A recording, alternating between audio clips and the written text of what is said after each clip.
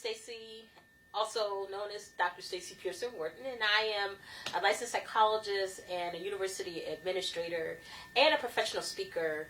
For years, I've been speaking on college campuses about what it's like to be a Black person in white spaces. And last year, I was in a really wonderful leadership intensive, and it was awesome. And I had a couple of experiences that highlighted how complicated it can be to be a dot in white spaces. And this podcast was born.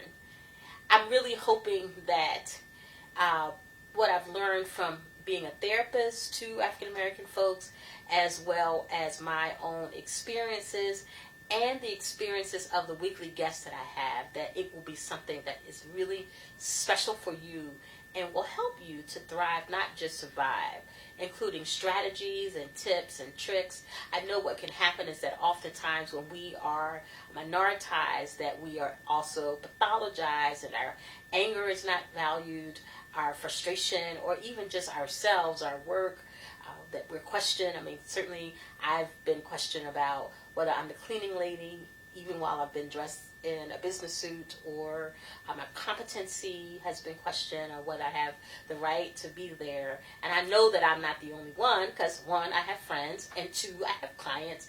And so what I'm hoping is to really try to take the bite out of race-based stress and make our environments better for ourselves internally, so that despite what is happening external of us, that we can still thrive.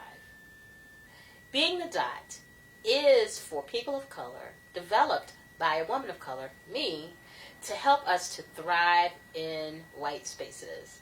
If you find yourself feeling alone, or like the chip in the cookie, or like the spot, and you don't have anybody to connect to, that you feel marginalized or ostracized or stressed by the environments that you're working and living and loving and playing and praying in, that this is the podcast for you.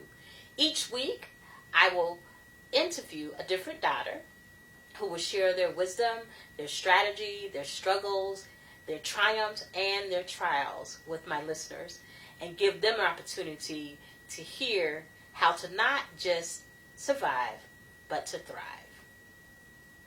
And guess what? It's debuting on July 5th at 5, just for you.